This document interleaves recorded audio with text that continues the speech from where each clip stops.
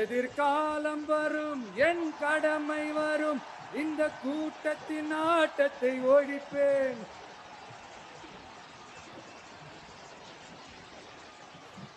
மக்கள் அரசியல் என்ற அந்த சவுக்க கையில் எடுக்கலாமா? யாருக்கு எதிரான தானே கேட்குறீங்க? வேற யாரு? மறைமுக உறவுக்காரர்களான பாசிச பாஜகவும் பாய்சன் திமுகவும் தான். மாண்புமிகு பிரதமர் நரேந்திர மோடிஜி அவர்களே,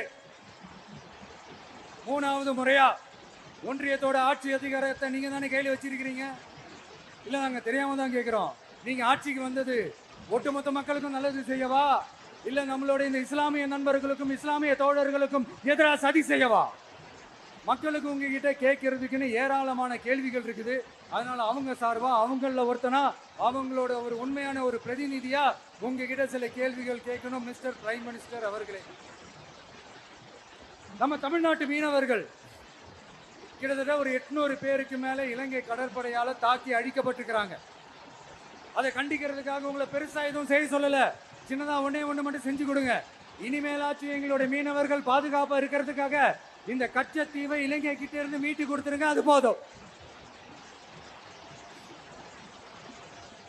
உங்களுடைய இந்த முரட்டு பிடிவாதத்தால நீங்க நடத்துற இந்த நீட்டு தேர்வு, அதனால இங்க என்னென்ன நடக்குதுன்னு சொல்றதுக்கே மனசு வலிக்குது.